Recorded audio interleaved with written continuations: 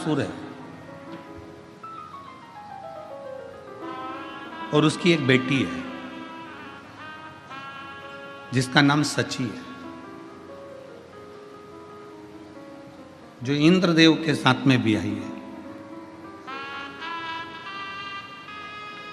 सची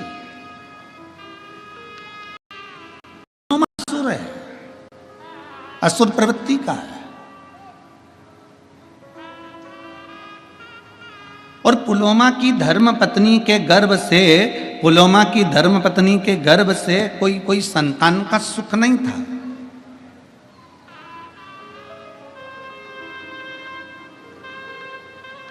पुलोमा की धर्म पत्नी के गर्भ से कोई संतान नहीं थी, कोई औलाद नहीं थी।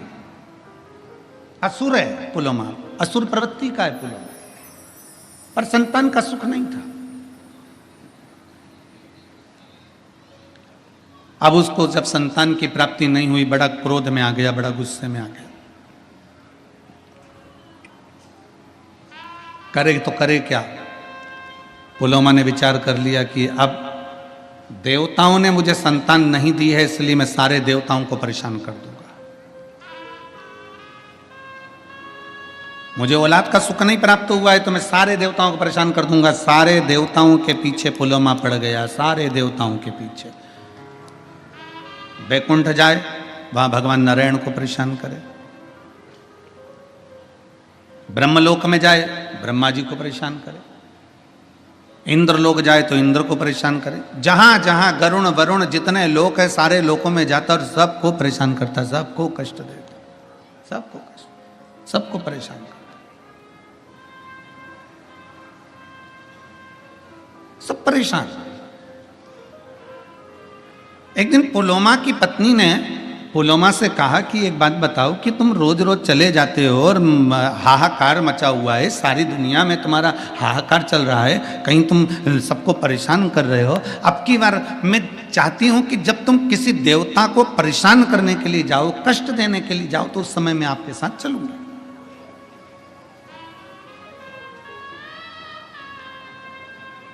जरा इस पवित्र धरा की पुण्यता देखिए कितनी प्रबल है।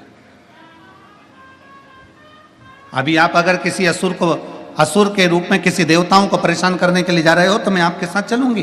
पुलोमा की पत्नी पुलोमा के साथ में लग गई और पुलोमा के साथ में चल दी। पुलोमा जब चलते चलते चलते चलते ब्रह्मांड में भ्रमण करते करते करते करते गंगा जी के पवित्र तट पर, इस पावन धरा पर, काशी की भूमि पर से पुलोमा जब निकल कर जा रहा था तो उसकी धर्म पत्नी भी उसके साथ जा रही थी। आज धर्म पत्नी के मन में यह भाव उत्पन्न हुआ कि मैं अपने पति असुर पुलोमा के साथ जा रही हूं, तो मेरे देवताओं को यह परेशान करने जा रहा है और मैं देवताओं का दर्शन करने जा रही हूं, तो क्यों ना अपने चरण की पादुका को छोड़ दूं।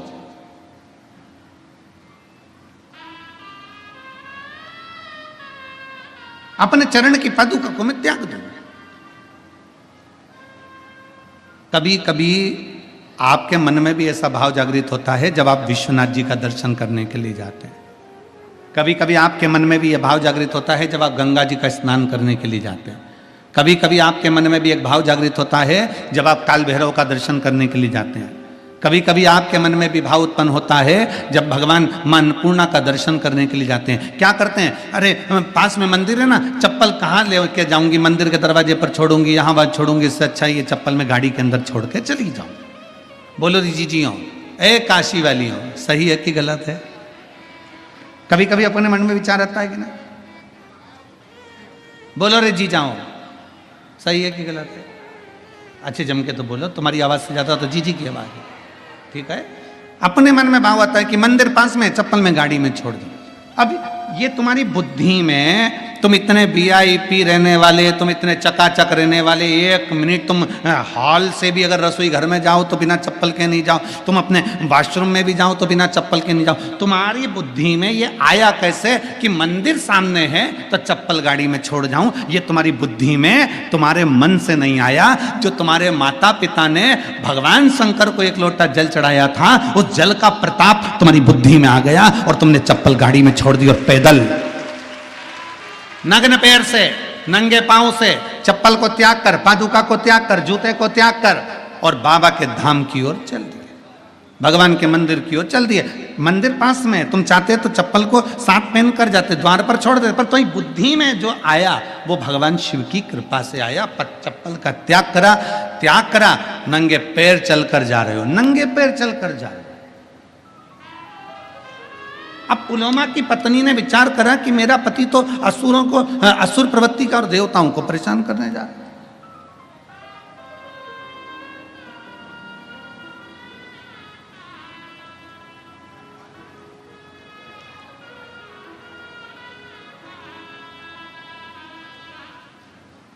असुर जितने थे ना, इनकी जो धर्म पत्नियां थी ना, अपने पति का युद्ध देखना पसंद करती थी।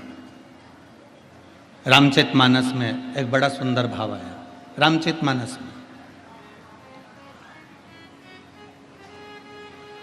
रावण मर गया, मंदोदरी रो रही है। रावण मर गया, मंदोदरी रो रही है, खूब आंसू ढाल ढाल कर रो रही है। तो मेरे राघव जी के मन में आया, मेरे राम जी के मन में आया, जरा पता तो करूं कि मंदोदरी इतना क्यों रो रही है। राम जी तुरंत लखन लाल जी के साथ, हनुमंत लाल जी के साथ में मंदोदरी के पास पहुंच गए। मंदोदरी क्यों रो रही हो? तुम्हारा पति मर गया इसलिए रो रही हो? मंदोदरी बोली नहीं, कर्म की गति है, भोगना तो है। मुझे मालूम था मेरा पति मरेगा। मंदोदरी, तेरे पुत्र मर गए तू इसलिए रो रही है? कर्म की गति है, मैं जानती थी कि मेरे पुत्र गलत का साथ दे रहे हैं तो वो भी मरेंगे। मंदोदरी, तेरा देवर कुंभकर्ण मर गया इसलिए रो रही है? नहीं, कर्म की गति है, वो भी भोगना है। तेरा पूरा राक्षस कुल समाप्त हो गया मंदोदरी, तू इसलिए रो रही है? मंदोदरी कहती है नहीं, मेरा रोना इसलिए भी नहीं है। फिर मंदोदरी तू रो क्यों रही है? किस लिए तुझे रोना आ रहा है? तो मंदोदरी कहती है मैं रो इसलिए रही हूं कि दरवाजे पर इतने दिन से राम आकर खड़े थे और मैं दरवाजे के बाहर निकलकर उसका दर्शन ना कर सकी, इसलिए रो रही हूं। लंका के दरवाजे पर राम खड़े थे और मैं उसका दर्शन ना कर पाई। लंका के दरवाजे पर राम आकर खड़े थे और मैं उनका दर्शन ना कर पाई। तो भगवान राम ने कहा मंदोदरी, ये कोई अच्छी बात थोड़ी ना है कि किसी अच्छे कुल की स्त्री बाहर निकलकर दर्शन करने के लिए बाहर आए। नहीं स्वामी, अगर मैं मेरे पति से कहती कि मुझे युद्ध का दर्शन कराना है तो मेरे पति युद्ध का दर्शन कराते। मैं युद्ध देखने के लिए नहीं आती, केवल आपका दर्शन करने के लिए आती कि मेरे दरवाजे पर राम आए हैं तो उनका आदर कर लूं, सम्मान कर लूं, सत्कार कर लूं, उनका दर्शन कर लूं, उनका दर्शन कर लूं, बस उनको प्रणाम कर लूं। राम जी ने कहा मंदोदरी तुझे युद्ध देखने का इतना शौक है? नहीं, शौक नहीं है, केवल आपके दर्शन का शौक है। ठीक है मंदोदरी, ये दशरथ पुत्र राम आज तुझे वचन देता है, अगर तू युद्ध का दर्शन करना चाहती थी तो मैं तुझे युद्ध का दर्शन कराऊंगा, पर इस जन्म में नहीं मंदोदरी। मेरा जो अगला अवतार होगा कृष्ण अवतार, तब मैं तुझे युद्ध के मैदान में खुद बुलवाऊंगा। तू जब तक मंदोदरी कहती है मैं तो मर जाऊंगी, मेरे प्राण छूट जाएंगे, भगवान कहते तुझे मरने भी ना दूंगा। और आया था समय, आप सभी ने महाभारत का एक सुंदर चरित्र श्रवण करा होगा। भीम ने शब्द कह दिया था द्वारकानाथ के सामने, द्वारकाधीश चिंता करने की जरूरत नहीं है, ऐसे कौरवों की सेना को तो मैं मरोड़ कर छोड़ दूंगा और तोड़कर इनको फेंक दूंगा, इनको तो मैं जीवित नहीं रहने दूंगा। जब भगवान द्वारकानाथ के शब्द सुना तो द्वारकाधीश को लगा कि पांडवों में सबसे ज्यादा अभिमान भीम को अपनी वीरता का है, ये बर्बाद कर देगा, ये समाप्त कर देगा। और भीम को इतना अहंकार आना है तो ये भीम कहीं ना कहीं समाप्ति की ओर लेकर जाएगा। इसलिए भगवान द्वारकानाथ ने कहा भीम युद्ध मार्ग में लड़ना, तुम्हें अपनी वीरता का अहंकार है, हम जानते हैं, तुम जाओ एक काम करो, लंका जाना, वहां से मंदोदरी को लेकर आओ, मंदोदरी को लेकर आना और कहना कि मुझे युद्ध के मैदान में युद्ध का दर्शन कराने के लिए द्वारकानाथ ने बुलाया। मंदोदरी कौन?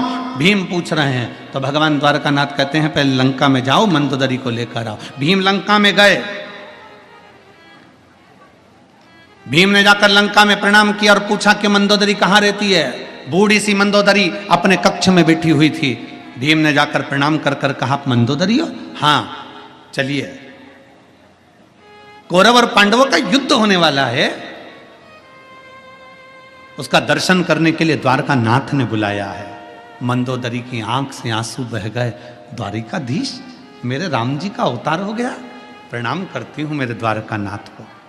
द्वारका नाथ, किसका युद्ध है? मेरे द्वारकाधीश युद्ध लड़ रहे हैं। भीम कहते हैं द्वारका नाथ युद्ध नहीं लड़ रहे, मेरे जैसे शूरवीरों का युद्ध है।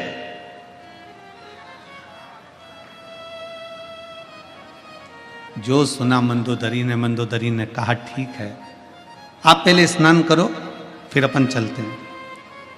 भीम स्नान करने के लिए गए, भोजन करने के लिए। मंदोदरी ने कहा कि तुम स्नान कर आओ, भोजन की तैयारी है, फिर अपन चलते हैं। भीम स्नान करने के लिए लंका के पीछे गए, तालाब में कूदे। कूदने पर भीम को तालाब में से निकलने में 3 दिन लग गए। जो भीम समुद्र की थाप आकर एक क्षण में बाहर आ जाता था, वो भीम को तालाब में से निकलने में 3 दिन लग गए। 3 दिन बाद भीम जब निकलकर मंदोदरी के पास आए, मंदोदरी ने पूछा, भीम कहाँ रह गए थे? तुम इतनी देर में आ रहे हो, कहाँ रह गए थे? इतना समय लग गया तुमको? भीम कहते हैं मंदोदरी से, मां समझ में नहीं आता, मैं समुद्र में कूदता था, थाप आकर 1 सेकंड में बाहर आ जाता था। समुद्र में जाता था तो उसका छोर पाकर 1 सेकंड में आ जाता था। पर आज लंका में ना जाने ऐसा कौन सा तालाब है जिसमें मैं कूदा तो कूदने में मुझे 3 दिन में बाहर निकल कर आया हूं। मंदोदरी ने पूछा, गए कहां थे नहाने? भीम कहते हैं लंका के पीछे। मंदोदरी कहती है वो तालाब नहीं था, मेरा देवर कुंभकर्ण मर गया था, उसके सिर की हड्डी पड़ी थी, उसमें पानी भरा गया था, उसमें नहाने में तुझे 3 दिन लग गए। मेरे देवर कुंभकर्ण के सिर की हड्डी में नहाने में तुझे 3 दिन लग गए।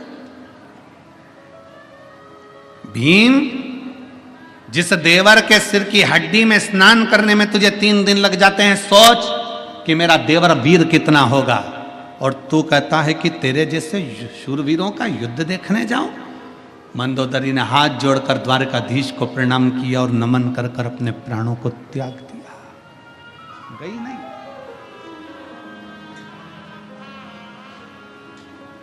असुर प्रवृत्ति में जन्म लेने वाली कई असुर राजाओं की धर्म पत्नियां भी ये चाहती थी कि भगवान का दर्शन हो जाए। उस समय इसमें एक पुलोमा की धर्म पत्नी थी। पुलोमा का धर्म पत्नी जब भ्रमण करते करते करते करते अपने पति पुलोमा के साथ में इस काशी की पवित्र धरा पर आती है और पुलोमा की पत्नी काशी की पवित्र धरा पर आती है। आते आते पुलोमा की पत्नी ने विचार करा कि अब मैं अपनी पादुका का त्याग कर देती हूँ। ये पादुका का त्याग करना भी मतलब, आप अगर किसी मंदिर में जा रहे हो, देवालय में जा रहे हो, शिवालय में जा रहे हो, कुछ दूरी पर अपनी पादुका, अपनी चप्पल को छोड़ देना भी यह हमारे जीवन की एक कृतार्थता है।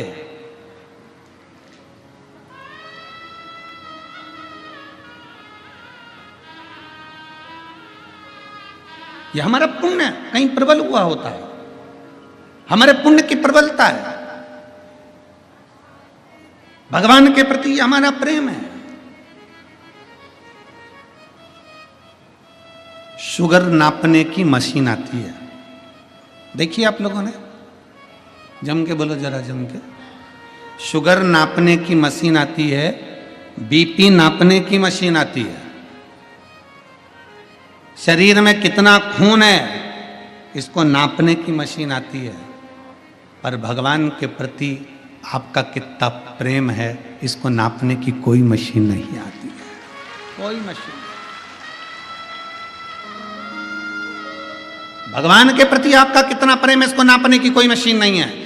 शुगर नापने की मशीन होगी, बीपी नापने की मशीन होगी, खून में कितनी, आपके शरीर में कितना खून है उसको नापने की मशीन होगी, आपकी दृष्टि कितनी लंबी कितनी छोटी है उसको नापने की मशीन होगी, श्रवण शक्ति कैसी है उसको नापने की मशीन होगी। पर आपके दिल में परमात्मा के प्रति कितना प्रेम है इसको नापने की कोई मशीन नहीं होती। इसको नापने की तो केवल एक मशीन होती है कि जब कहीं तुम्हें भगवान देव अधिदेव महादेव का दर्शन हो जाए, किसी पेड़ के नीचे कोई शिवलिंग का दर्शन हो जाए, गाड़ी से जा रहे थे एकांत में एकांतेश्वर महादेव का दर्शन हो जाए, चलते चलते किसी मंदिर के शिखर का दर्शन हो जाए, और दिल से तुम अगर हाथ जोड़ो ना जोड़ो पर दिल से तुम्हारे नेत्र भी अगर नीचे हो जाए, सिर झुक जाए, समझ लेना कि तुम्हारा प्रेम परमात्मा से प्रबल है। ये समझ लो कि तुम्हारा प्रेम परमात्मा से प्रबल है, भगवान से प्रबल है। और शंभो शरणे पड़े मांगो घड़ी रे घड़ी दुख काटो दया करीने दर्शन आप। कितना प्रेम है ये आपकी वात्सल्यता, ये आपकी करुणता। कल कोई कह रहा था गुरुजी पंडाल में बहुत दूर दूर से लोग आकर रुके। हमने कहा दूर वाले भी नहीं, काशी के लोग भी पंडाल में रुके हैं। स्वयं काशी के लोग भी पंडाल के अंदर महाराज जी रुके हुए हैं। कितने बैठे हो रहे? हाथ उठाओ जरा। ये देखो ये सब काशी वाले। प्रणाम आपको, दंडवत। काशी के भक्तों ने भी ये विचार कर लिया था बार बार आएंगे जाएंगे नहीं, जगह चली गई तो इन्होंने विचार करके बैठे ये लोग भी अपने साथ बोरिया बिस्तर सब बांध के बड़े प्रेम से। अब इनने सोच लिया कि वो प्रयागराज का महाकुंभ तो अपनी जगह पर है, जो होगा जनवरी फरवरी में, पर इन्होंने सोच लिया काशी का कुंभ भी एक बार देख लें तो ये जीवन का एक आनंद ही हो जाएगा। जीवन का आनंद काशी का कुंभ है।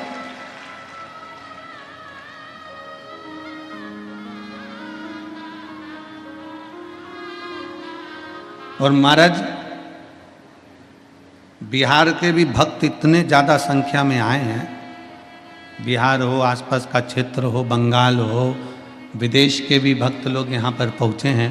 सबको बहुत बहुत साधुवाद है, बहुत साधुवाद। ना जाने कौन सा पुण्य आप लोगों ने करा होगा जो शिव महापुराण की कथा काशी में श्रवण कर रहे हैं।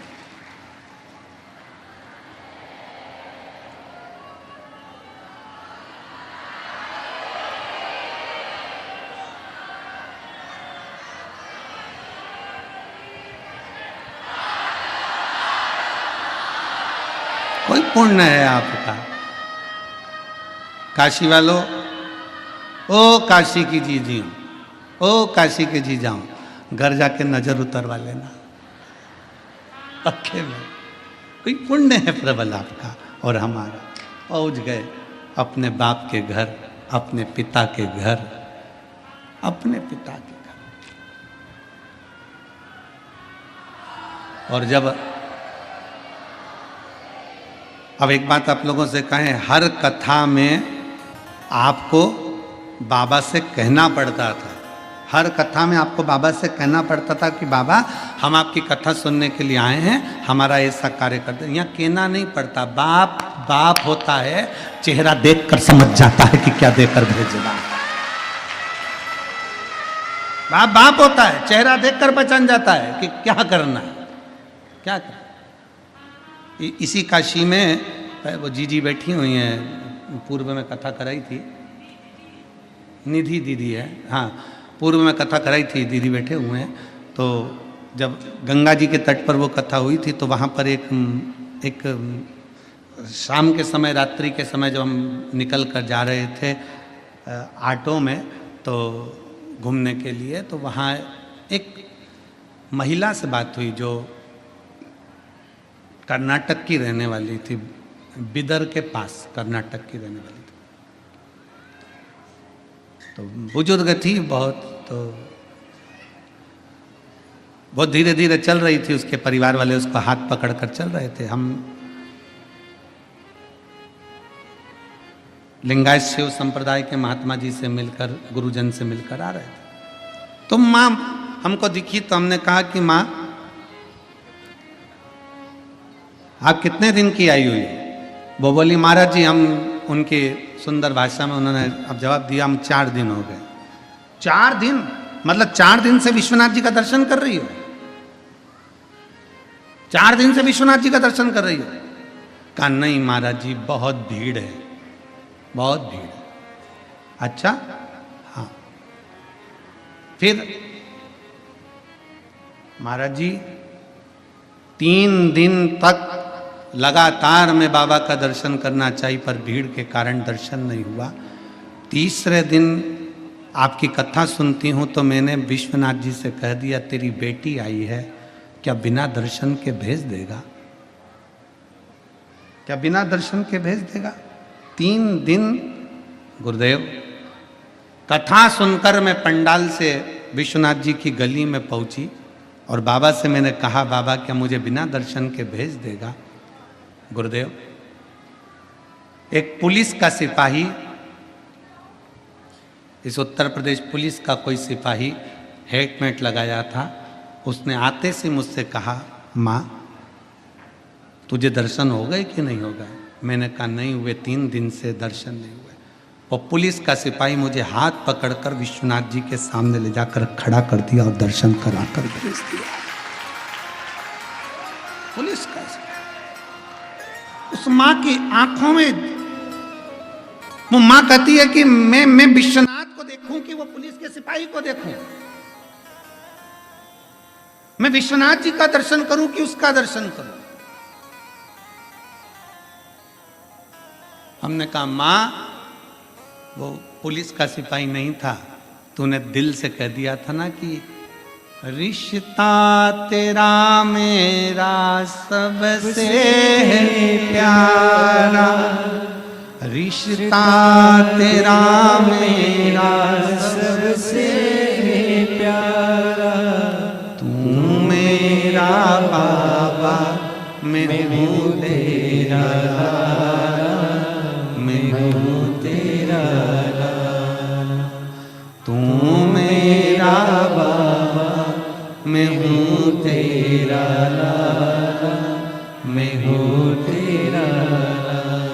माँ, तूने दिल से कह दिया था ना कि हमारा रिश्ता है, इसलिए वो पुलिस वाला नहीं था, वो तो विश्वनाथ ड्रेस पहनकर बाहर आकर लेकर अंदर चले गया। वो शिव है,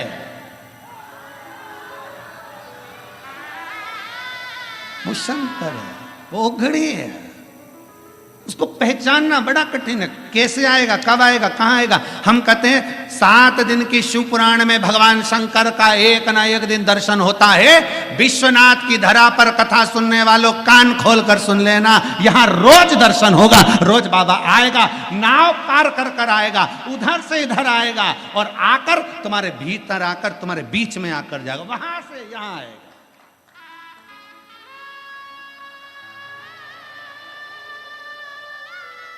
तेरे मंदिर में आना मेरा काम है और मेरी बिगड़ी बनाना तेरा काम है। वो भी है। तैयारी रखना, किस रूप में आएगा, कैसे आएगा, कब आएगा, आपको भी मालूम नहीं पड़ेगा। आपको भी। पुलोमा असुर की धर्म पत्नी चप्पल का त्याग कर दी, पादुका छोड़ दी। उसको नहीं मालूम कि काशी है, उसको नहीं मालूम कि पवित्र भूमि है, उसको नहीं मालूम। वो तो असुर पति के साथ में देवताओं को परेशान करने के लिए जा रही थी। पादुका का त्याग हो गया। चलते चलते पांव में, उस पुलोमा की धर्म पत्नी के पांव में कोई कांटा चुभ गया।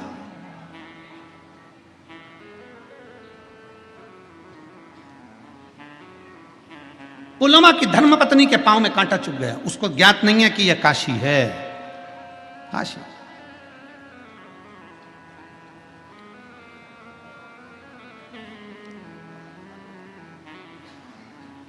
महाराज, चित्तवृत्ति में ध्यान नहीं है उसके कि काशी, बस बस वो तो पति के साथ जा रही है, चली जा रही है और कांटा पांव में चुभ गया। कांटा चुभते से ही नीचे बैठ गई।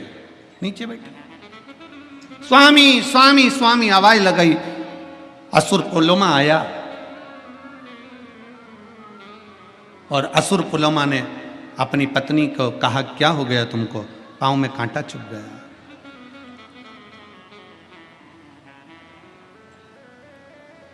पति ने कांटा निकलवाया, पत्नी का पांव का कांटा निकल कर फेंका। पत्नी पुलोमा की धर्म पत्नी ने विचार कर लिया, मैं यहाँ से निकल कर जा रही हूँ, मेरे पांव में कांटा चुभ गया, कोई निकल कर जाता होगा, उसके पांव में कितने कांटे चुभते होंगे। मैंने तो पादुका का अभी त्याग करा है, मैंने अपनी चप्पल का भी त्याग करा है, मेरे पांव में कांटा चुभा तो कितने के पांव में कांटा चुभा होगा, कितने के पांव।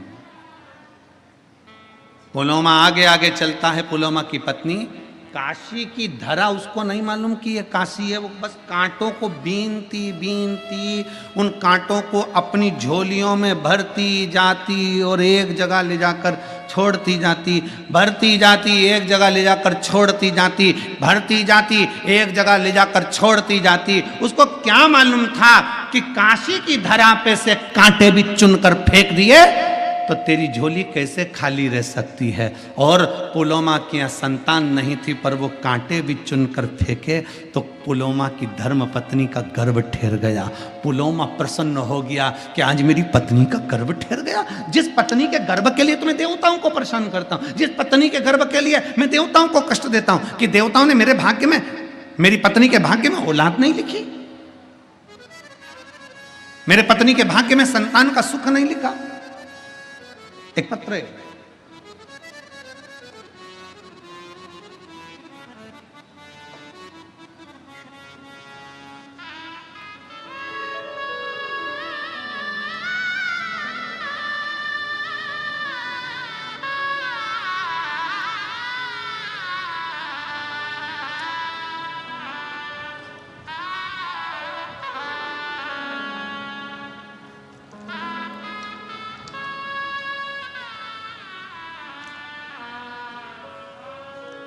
मेरा नाम सुनीता ठाकुर है, मेरे पति का नाम संजय ठाकुर है। मैं धनबाद झारखंड की निवासी हूँ। कहीं बैठी हो तो हाथ हिला सकती हूँ। आ जाइए, एक बेलपत्र ले जाइए, आ जाइए, आ जाओ। मेरा नाम सुनीता ठाकुर है, मेरे पति का नाम संजय ठाकुर है। एक बार वापिस हाथ हिलाओ, वापिस हाथ हिलाइए एक बार। हाँ ठीक है, दिख गया। आ जाइए, आ जाइए। मैं धनबाद झारखंड की निवासी हूँ। मेरा मोबाइल नंबर ये है। पत्र को आप लोग एलईडी पर चल रहा है ना, एलईडी पर पत्र को पढ़ सकते हो और आस्था चैनल पर पत्र को पढ़ सकते हो। मेरा नाम सुनीता ठाकुर है, मेरे पति का नाम संजय ठाकुर है। मैं धनबाद झारखंड की निवासी हूँ। मेरा मोबाइल नंबर ये है। एक लोटे जल का और बेलपत्र का क्या वर्णन करूँ गुरुदेव। 26 जनवरी 2023 को मेरे सीने में गठान हुआ तो मैंने डॉक्टर को दिखाने पर पता चला कि मुझे 4th स्टेज का कैंसर हुआ। 4th स्टेज का कैंसर हुआ है। मैंने बनारस के महामना कैंसर हॉस्पिटल में गई। वहाँ के डॉक्टरों ने इलाज करने से मना कर दिया। वहाँ के डॉक्टरों ने इलाज करने से मना कर दिया और बोला कि ये 6 महीने की जिंदगी है, इसको ले जाओ।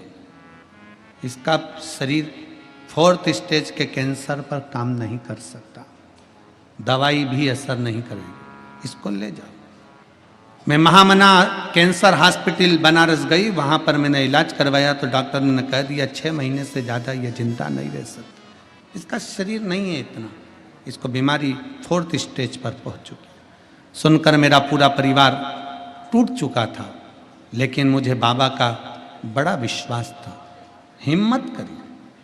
आप कहते हो दुनिया में ऐसा कोई मनुष्य नहीं जिसके सिर पर समस्या नहीं और ऐसी कोई समस्या नहीं जिसका हल एक लोटा जल नहीं है। सारी समस्या का हल एक लोटा जल। आधे से ज्यादा लोग डिप्रेशन में पहुंच गए एक लोटे के चक्कर में कि आखिर ये एक लोटा में है क्या, ये एक लोटे जल में है क्या। शंकर जी पे चढ़ाया गया एक लोटा जल ऐसा क्या करता है। श्री शिवाय नमस्तुभ्यम बोलने से इतना बल कैसे मिल जाता है, एक बेलपत्री खा लेने से इतना बल कैसे मिल जाता है, एक रुद्राक्ष का जल पी लेने से ऐसा बल कैसे मिल जाता है। तब मैंने हिम्मत नहीं आ रही और बाबा का भरोसा रखा। शिव पर चढ़ाया एक लोटा जल, शंकर जी को चढ़ाना प्रारंभ करा। सीहोर गई, वहां से बाबा का एक रुद्राक्ष लेकर आ गई और बाबा का सीहोर से एक रुद्राक्ष लेकर आ गई। तांबे के लोटे में गलाती जल बाबा को चढ़ाकर पीना शुरू कर दिया। मैं बाबा को आज धन्यवाद देने के लिए आई हूँ। दूसरी बार फिर मेरे बच्चे मुझे इलाज के लिए कैंसर हॉस्पिटल लेकर गए तो डॉक्टरों ने कह दिया कि इसको कैंसर नहीं है, अब ये पूर्ण तरह से ठीक है। ये शिव तत्व, ये शिव है। और तेरी कृपा बिना ना हिले, हे एक भी अणु लेते तेरे श्वास तेरी कृपा से तनु एक लाइन अच्छी लिखी है, आप और हम गुनगुनाते हैं। रिश्ता तेरा मेरा सबसे प्यारा, रिश्ता तेरा तेरा मेरा सबसे प्यारा, तू मेरा बाबा, मैं हूँ तेरा लाला, मैं हूँ तेरा लाला, तू मेरा बाबा, मैं हूँ तेरा लाला, मैं मैं हूँ। हूँ तेरा लाला। अरे काशीवासियों, पवित्र धरा पर आपका जन्म हुआ है, पवित्र भूमि पर आप जन्मे हो, और सारे इस उत्तर प्रदेश के सभी बहन भाइयों से, मेरी जीजी जीजाओं से, और काशी के आसपास में रहने वाले सभी ग्रामीण क्षेत्रियों से निवेदन करता हूं, कोई पुण्य करा होगा जो सीहोर से चलकर कुबरेश्वर बाबा की धरा से शिव पुराण इस काशी बाबा की धरा तक पहुंची है। कोई पुण्य करा होगा, कोई हमारी पुण्यता होगी। एक काशी की धरा पर पुलोमा असुर की धर्म पत्नी आकर कांटा चुनकर अपनी झोली में भरकर एक और फेंक देती है, तो संतान की प्राप्ति। ये वो काशी की धरा,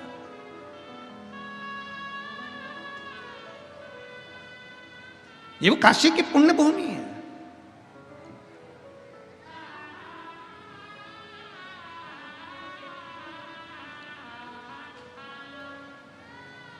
केवल मंदिर में सफाई कर देने था, क्यों क्यों क्या पड़ा सीहोर वाले महाराज को कि मंदिर की साफ सफाई करो? सीहोर वाला महाराज कह देता कि सीहोर आओ तो कुबरेश्वर धाम की साफ सफाई करो, पर क्यों? कि आपके नजदीक में जो शंकर का मंदिर है, आपके मंदिर में जो शिवालय है, आपके नजदीक में जो शंकर की चौखट है, शंकर भगवान का ओटला है, मंदिर है, देवालय, ऐसा कोई भी तुम्हारे मंदिर पास में लगा हुआ है, उस मंदिर में रोज जाओ, सफाई करो, झाड़ू लगाओ, पोछा लगाओ, तुम्हारा मन पड़े जितनी निर्मलता से उसको निर्मल कर दो, साफ कर दो। शिव की चौखट को साफ करिए। क्यों? एक पत्र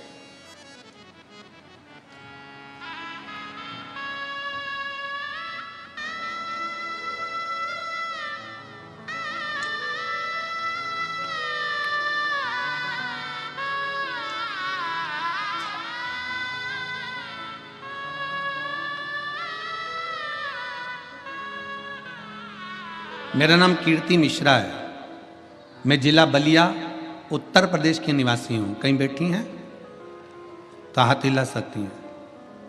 मेरा नाम कीर्ति मिश्रा है, मैं जिला बलिया उत्तर प्रदेश की निवासी हूँ।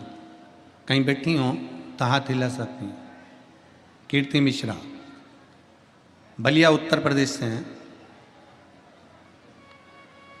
अगर कहीं बैठी हो तो हाथ हिला सकती हैं, और अगर बैठी हो तो एक बेलपत्र लेने के लिए आ सकती हैं। मेरा नाम कीर्ति मिश्रा है। पत्र को आप लोग आस्था चैनल पर पढ़ सकते हैं। जिला बलिया उत्तर प्रदेश की निवासी हूँ। स्नातक पास करने के बाद से ही मैं सरकारी परीक्षा की तैयारी में लग गई, परंतु सफलता हाथ नहीं लग रही थी। कुछ नंबरों से मेरा चयन बार बार रुक जाता था। इसी बीच में मेरी माता जी ने आपके द्वारा बताए गए उपायों को बारे में बताया। मैंने गुरुजी शंकर भगवान की पूजन करना चालू करी, और अक्टूबर 2023 में बहुत ज़्यादा मैं डिप्रेशन में चली गई, क्योंकि मेरी नौकरी नहीं लग रही थी। कुछ नंबरों से मैं रह जाती, आखिरी में करूं तो करूं क्या। तब समझ में आया, मेरी माता ने कहा कि शंकर के मंदिर में जाकर झाड़ू लगा, पोछा लगा, सफाई कर, चाकरी कर। शिव मंदिर में जाती, झाड़ू पोछा लगा देती, शंकर की आराधना कर देती, डिप्रेशन से हट गई। और बाबा की ऐसी कृपा हो गई गुरुदेव कि शंकर को एक लोटा जल चढ़ाना कितना प्रबल होता है, कोई मुझसे पूछे। 1 जनवरी 2024 को बाबा की कृपा से मेरा बैंक में जॉब लग गया, सरकारी नौकरी मेरे बाबा ने मुझे दे दी। मैं बाबा को धन्यवाद देती हूँ, मैं शिव को प्रणाम करती हूँ। ये शिव तत्व है। क्या देगा बाबा, कैसे देगा बाबा, ये उसके ऊपर निर्भर करता है। आप तो केवल शिव की भक्ति करिए। और खाली ना जाता कोई दर से तुम्हारे, खाली न जाता कोई दर से तुम्हारे, मैं भी खड़ी हूँ नंदी बाहे फसारे अपने हृदय से लगा लो गिरा जा रहा हूँ, उठा लो भोले अपने दर से अब तो ना टालो, गिरी जा रही हूँ, उठा लो। उसके ऊपर विश्वास करा जाए, भरोसा, और वो विश्वास लेकर अगर आए हो तो पूर्ण भी वही करने वाला। रामचरितमानस में सबसे पहले तुलसी बाबा ने कर दिया शंकर विश्वास रूपिणो, शिव विश्वास है, और जिसने भरोसा कर लिया शंकर उसका हो गया। जिसने शिव विश्वास,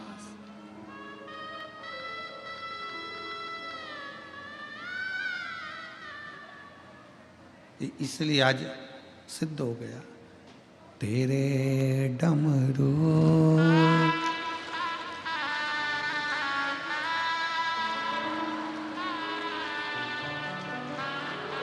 उसी के डमरू की धुन से पहुंचे, इतने दिन से गा रहे थे, आज सिद्ध हो गया। इतने दिन से गा रहे थे, आज सिद्ध हो गया। तेरे डमरू की धुन सुन के मैं काशी नगरी आई हूँ। तेरे डमरू की धुन सुन के मैं काशी नगरी आई हूँ। तेरे डमरू की धुन सुन के मैं काशी नगरी आई हूँ। तेरे डमरू की धुन सब गाइए। मैं काशी नगरी आई हूँ। मैं काशी नगरी आई हूँ। मैं काशी नगरी आई हूँ। मैं काशी नगरी आई हूँ। मैं काशी नगरी आई हूँ। मैं काशी नगरी आई हूँ। मैं काशी नगरी आई हूँ। मैं काशी नगरी आई हूँ। मैं काशी बड़े भाव से मेरे भोले ओ बम बोले, मैं काशी नगरी आई हूँ। मेरे भोले ओ बम बोले, मैं काशी नगरी आई। आज प्रथम दिवस की कथा में जो लाखों भक्त आए, बड़े प्रेम से दोनों हाथों से ताली से बजाते हुए शंभो।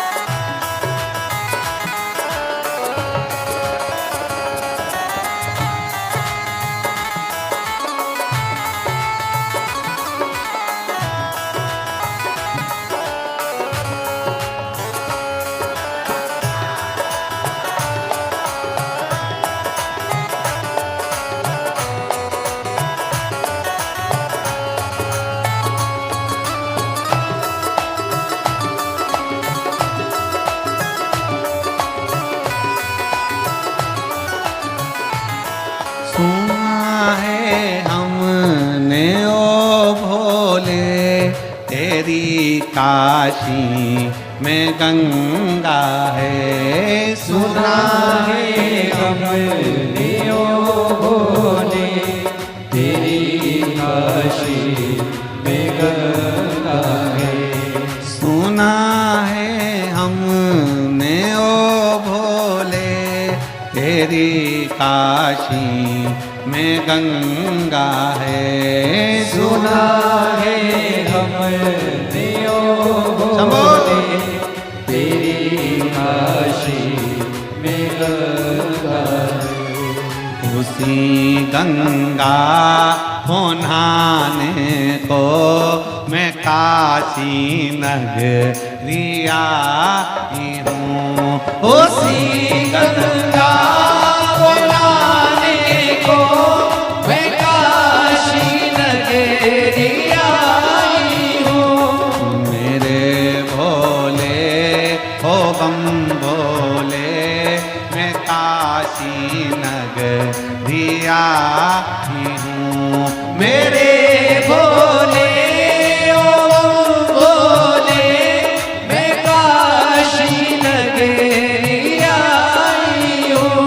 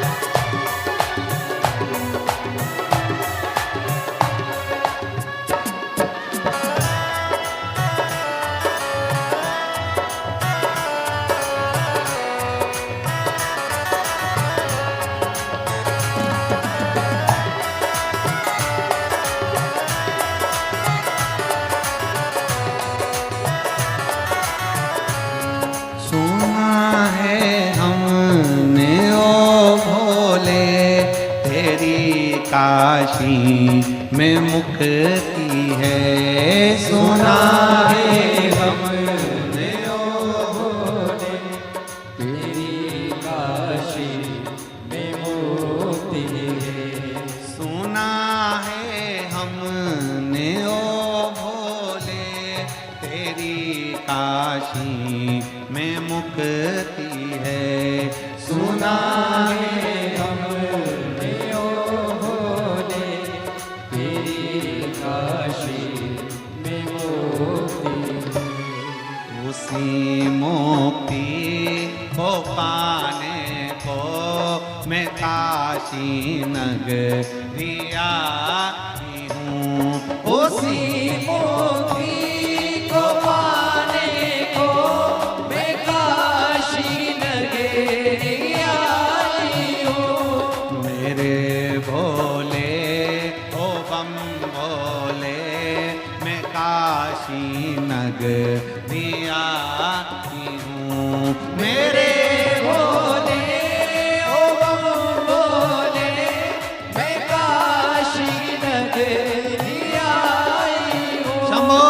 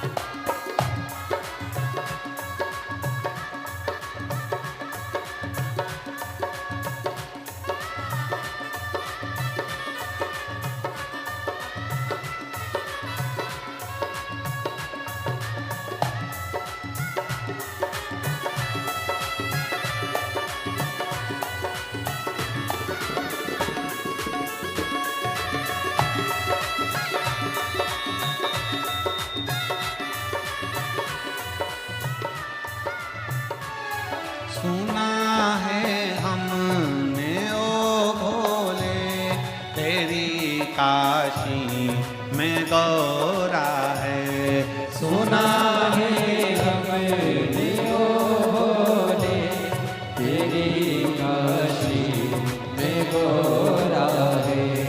सुना है हमने ओ भोले तेरी काशी में गौरा है। सुना है हमने ओ भोले तेरी काशी में गौरा है। उसी गौरा को पाने को मैं काशी नगरिया की हूँ।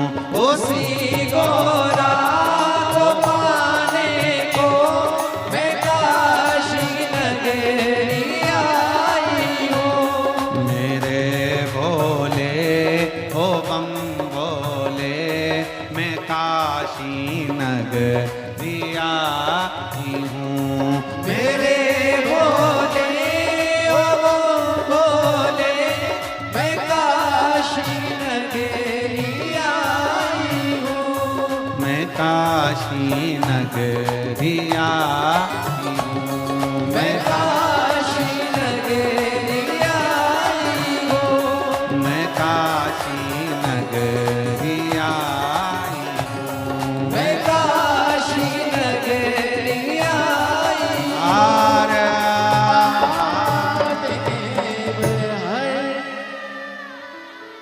अपने स्थान पर बैठकर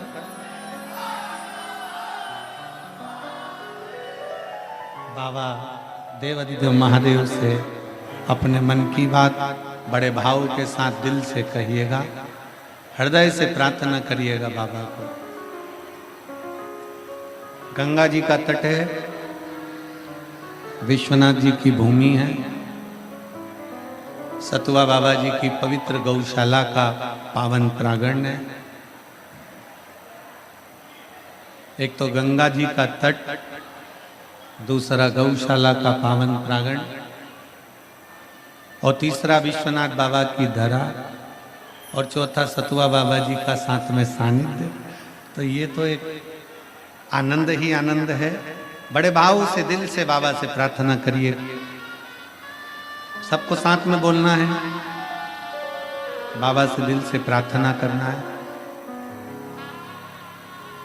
कहते हैं शिव महापुराण के पंडाल में बैठकर जो मांगा जाता है, बहुत सारे पत्र हैं, बहुत पत्र हैं, केवल पंडाल में बैठकर बाबा से जो कहा जाता है वो बाबा कैसे देता है, उसके पत्र बहुत पत्र। आप दिल से बाबा को प्रार्थना करिए, दिल से विनय करिए, दिल से निवेदन करिए। सब साथ में बोलेंगे।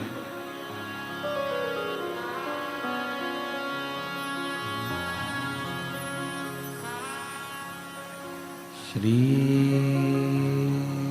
शिवाय नमस्तुभ्यं। श्री शिवाय नमस्तुभ्यं।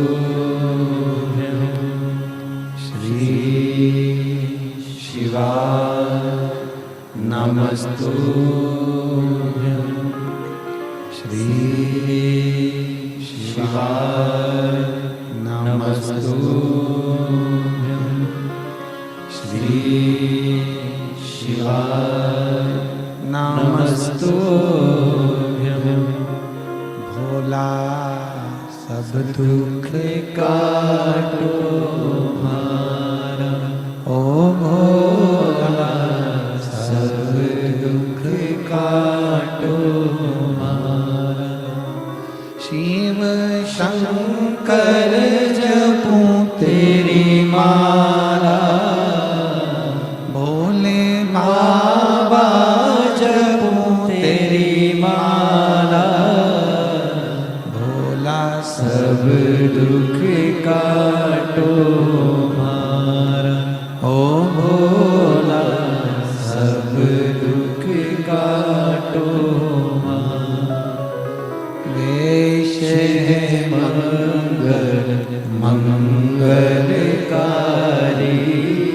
वेश है मंगल मंगलकारी।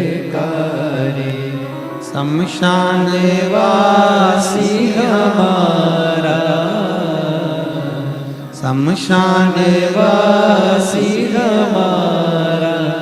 ओ भोला सब दुख काटो हमारा, ओ भोला सब दुख काटो हमारा।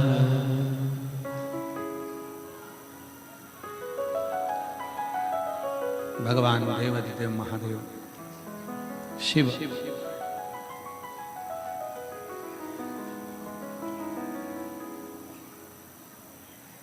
पुलोमा असुर की धर्म पत्नी काशी को पहचान नहीं पाई, उसके नजदीक से निकल कर जाती हुई कांटों को बीन कर झोली में रखकर एक पर फेंकती हुई जाती है। शिव कृपा किसको कहते हैं, बाबा की करुणा किसको कहते हैं, बाबा की उदारता किसको कहते हैं, बाबा की दया किसको कहते हैं। बाबा ने, उसने तो कांटे बीने थे, किसके किसके कांटे। उसको लगा कि यहां से निकल कर जाऊंगी, उसको लगा यहां से जब निकल कर मैं जाऊंगी, जैसे मेरे पांव में कांटे चुभ रहे हैं, ऐसे और भी शिव भक्त निकल कर जाएंगे, उनके पांव में कांटे चुभेंगे। ना जाने कोई भक्त जाए और उसके पांव में कांटे चुभे तो उसने सारे कांटे बीन कर एक और पटक दिए। और शिव की कृपा क्या हुई, उसके दरवाजे पर करी गई साफ सफाई, उसके दरवाजे पर करी गई झाड़ू पोछा। और पहले भी कथा में कहा, मेरे बाबा तेरी नौकरी सबसे बढ़िया है, सबसे खरी। भोले बाबा तेरी नौकरी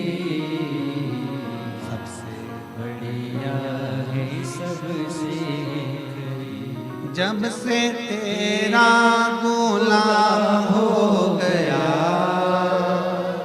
तब से मेरा भी नाम हो गया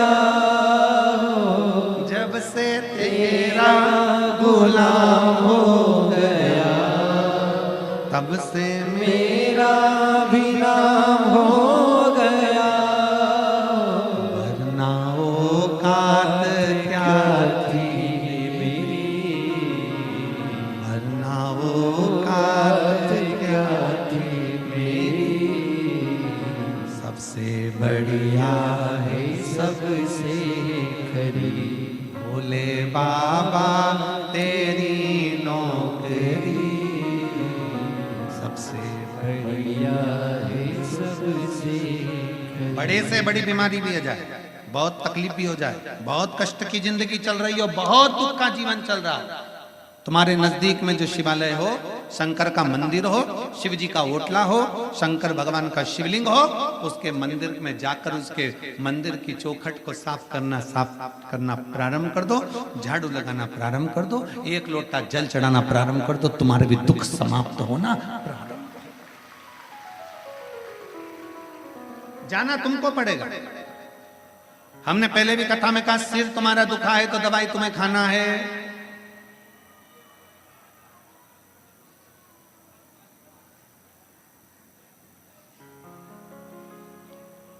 बुखार उतारने की गोली आती है, बीपी उतारने की गोली आती है, शुगर उतारने की गोली आती है, पर अहंकार को उतारने की गोली नहीं आती।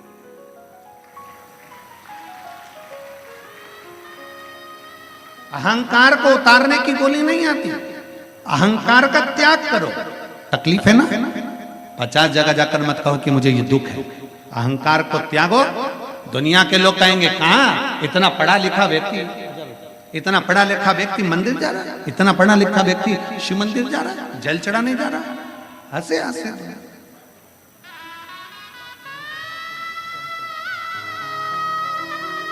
ये बेटी कैंसर हो गया था और बाबा की कृपा से 4th स्टेज के कैंसर में डॉक्टर ने 6 महीना दिया था। आज बाबा की कृपा से ठीक होकर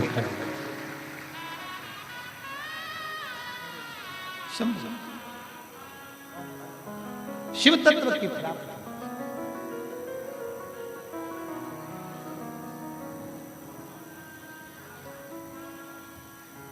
शिव तत्व की प्राप्ति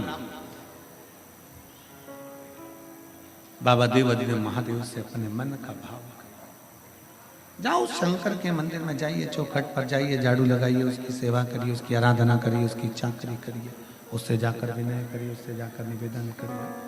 सुनेगा क्यों नहीं सुने? उससे विनय करोगे वो सुनना प्रारंभ करेगा,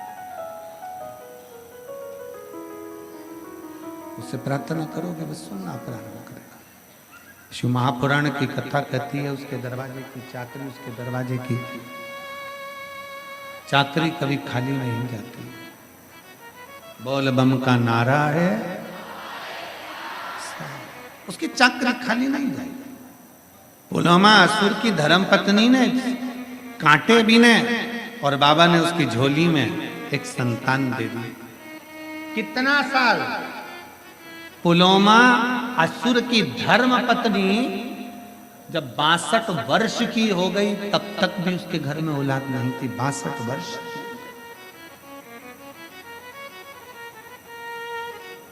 और भगवान जब कृपा करता है, भोले बाबा जब करुणा करते हैं, शिव जब कृपा करता है तो साधारण कृपा नहीं करता। शंकर जब करुणा करता है साधारण करुणा नहीं करता। दे दी झोली में एक संतान। एक बेटी का जन्म हुआ जिसका नाम सची रखा। सची, उसका मन कहीं नहीं लगता। जिस मार्ग से माता निकल कर गई थी और कांटे चुने थे, वही काशी की पवित्र भूमि पर सची देवी ने आराधना करना प्रारंभ करा, शिव जी की पूजन करना प्रारंभ करा। अब क्या हो गया कि पुलवामा असुर की लड़की और भगवान की भक्ति। एक असुर की बेटी और भगवान की पत्नी, एक असुर की बेटी और भगवान की आराधना। फिर निवेदन है, शिव महापुराण के माध्यम से आपको पहले भी कहा था, आज फिर कहते हैं, शंकर भगवान का कोई दुश्मन नहीं है, शंकर भगवान का कोई विरोधी नहीं है, शंकर भगवान का कोई दुश्मन नहीं, कोई विरोधी नहीं। देवता जितना भजन करते हैं उतना असुर भजन करते हैं, किन्नर जितना भजन करते हैं उतना गंधर्व करते हैं। शंकर भगवान का जितना ब्राह्मण भजन करता है उतना ही शूद्र करता है। शंकर भगवान का जितना वैश्य भजन करता है उतना क्षत्रिय भजन करता है। शिव का कोई दुश्मन नहीं है, शंकर का कोई दुश्मन नहीं, शंकर भगवान का कोई द्रोही नहीं है, शिव का कोई दुश्मन। और रहो संसार सागर में, संसार सागर में रहिए। शिव महापुराण की कथा कहती है, अनाज में से कंकर और जीवन में से संकट। जम के बोलो क्या क्या, आवाज आना चाहिए यहां तक। अनाज में से कंकर और जीवन में से संकट कोई दूसरा नहीं निकाल सकता, अपने को खुद को निकालना है, कोई दूसरा नहीं निकालेगा। अनाज में अगर कंकर आ गया, भोजन कर रहे थे, पकवान बन गया था, मुंह में चले गया खीर, मुंह में चली गई सब्जी और उसमें कंकर आ गया, कोई दूसरा निकालेगा? जम के बोलो जरा, कोई निकालेगा नहीं। अनाज में से कंकर और जीवन में से संकट, सबका अपना अपना दुख है, सबकी अपनी अपनी तकलीफें हैं, कोई दूसरा दुख में तुम्हारा साथ नहीं देगा, कोई। कितना अंतर है भाई, जरा विचार तो करिए। तस्वीर और तकदीर में बहुत अंतर है महाराज, बहुत अंतर। तस्वीर में तो एक सेल्फी ले तो बहन भी आ जाए, जीजा भी आ जाए, जीजी भी आ जाए, छोरा भी, छोरी भी, बहू भी, सब आ जाए। तस्वीर में सब साथ दिखते हैं, पर तकदीर जब विपरीत होती है कोई साथ नहीं रहता। कौन साथ?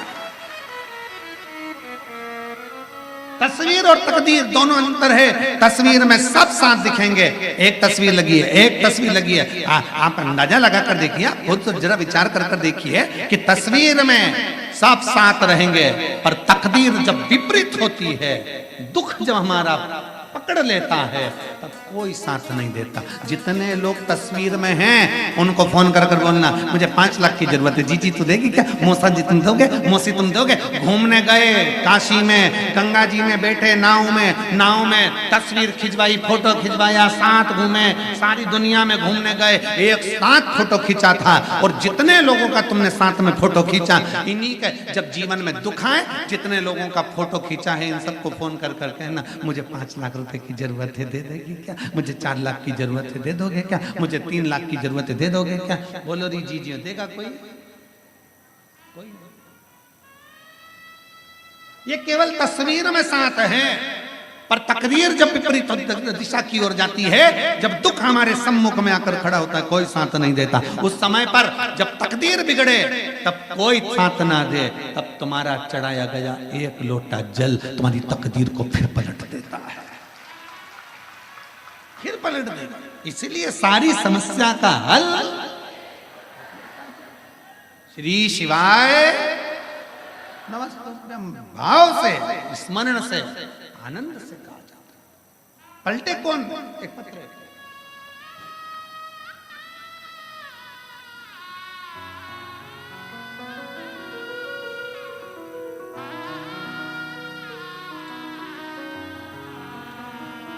ये पत्र का हमने बताया था, इसमें सतुआ बाबा जी के लिए बहुत अच्छी अच्छी बातें बाबा जी आपके लिए लिखी है।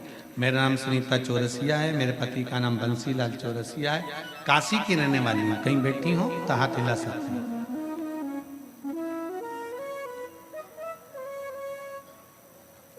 कहीं बैठी हो तो हाथ हिला सकती हूँ। सुनीता चौरसिया, पति का नाम बंसी चौरसिया, काशी की रहने वाली हूँ। मेरा मोबाइल नंबर ये है।